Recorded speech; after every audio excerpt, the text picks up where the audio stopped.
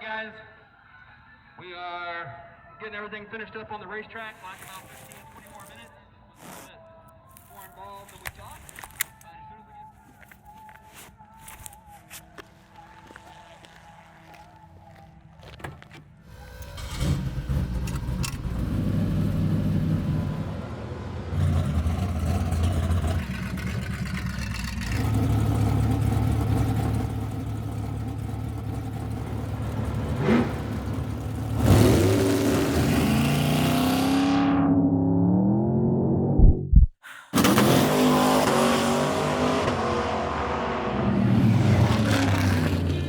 At the end of the day, it's a contest of speed between two cars. Automobiles, machinery, whatever you want to call it. Pretty much anything they can strap a set of wheels on and make it safe, they will drag race it. For your average person who wants to just bring their street car out here and go down the racetrack, it's going to feel a lot like getting on the highway, except not having to slow down and merge into traffic. So it's kind of that on-ramp experience of just getting it and getting up to speed really quick, but then we give you some extra time to go a little bit further.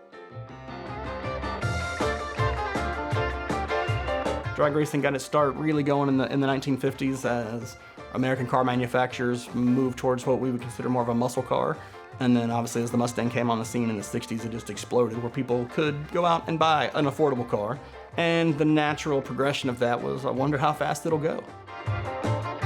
In my opinion, drag racing the objective is to have fun. What I tell people is, whether it's your first time or you've been here 100 times, is have fun. Smile when you come in, and I want you laughing or smiling when you leave.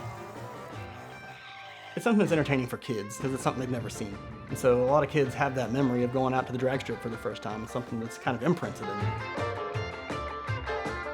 I think that the average fan here is definitely got at least someone in their family who is into the car scene. There's just a large group of people who are just impassioned by auto racing and automobiles in general.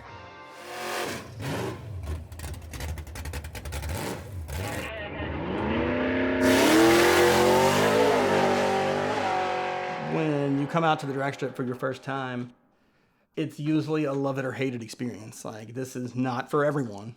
It's loud, it's kind of dirty, it's outdoors, but a large portion of people are fueled by things like that. And from the first time they come out here, it's just kind of ingrained in them. This is something that they're into. And usually it starts with friends. Like, you know somebody who is a racer, and so maybe you start hanging out with them. You come out, they're like, hey, come out and help me pit crew this weekend, or come out and watch. And then, you know, pretty soon they're showing up once a month. And then all of a sudden it's like, hey, maybe I want to get involved, because that's one thing that people close to drag racing will typically tell you, is it's hard to be on the periphery of drag racing without actually trying it yourself. Very few people don't at least want to try it once and just see what that experience is like.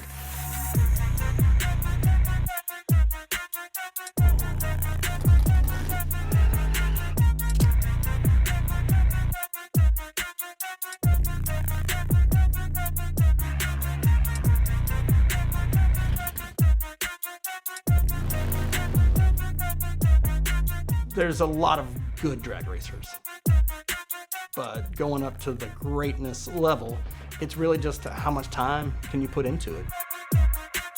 They take the time to work on their cars, they bring them out here and they test them over and over and over. So when they come out on race day and it's competition day, you can see the extra time they've put in.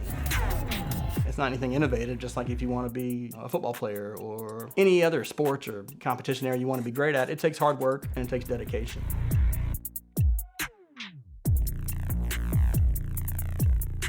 But yeah, a lot of people ask, why is the racetrack black? The racetrack's black to give the cars as much traction as possible. They're basically used racing slicks that we compress and then drag it across the surface to make it black. And then we also use a traction compound. We mix that with some other things so it'll spray, and then it applies to the racetrack, and it makes it super sticky enough to pull your shoes off. The keys to traction is sticky and heat.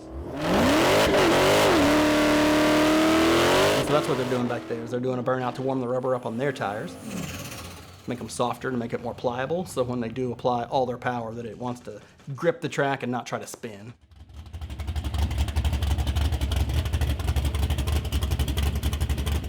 and you pull up towards the starting line. That's what everybody kind of knows as the drag racing Christmas tree with the 3 yellow lights, the green and the red. And as they pull up, it'll make the lights come on the Christmas tree. So this just makes sure that they're lined up equally. When these guys are running for hundreds or thousands of dollars, that makes sure that everybody's starting from the same point. Nobody's got a head start, nobody's getting an advantage, and it's down to the, the fraction of an inch. They want to make sure that it's lined up perfectly.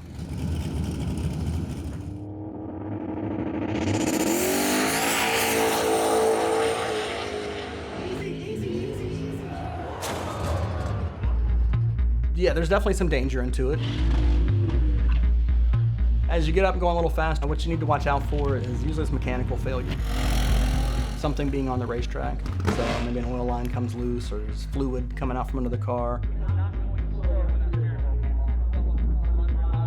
The car left really good and it was moving around a lot like normal, and like 400 feet it made kind of a weird move that I wasn't used to. I was trying to steer it and it was doing no use, and it just drove into the wall, and then it broke the steering, and I was just along for the ride after that.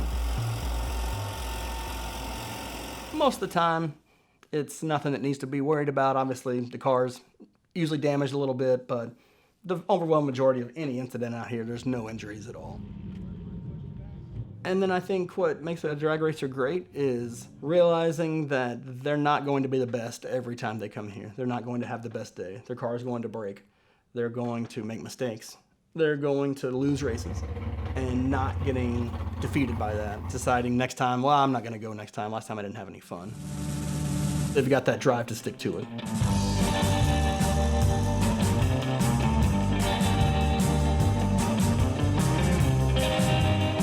It's nice to know that we have a place where people can gather, especially now being able to just look almost instantly at social media and kind of see what people's experiences are while they're here. People posting pictures with their kids and talking about how excited they are. For me, it's just kind of been a way of life. I grew up with it, so a lot of times it doesn't feel like work, and that's probably what's kept me coming back to it for so long. It's hard to drive through the gate and not feel good about being here. You know, when you walk into an office or a cubicle, it's a little bit different than driving through the front gate of a drag strip. You kind of look around and you just tell yourself, like, I'm pretty lucky.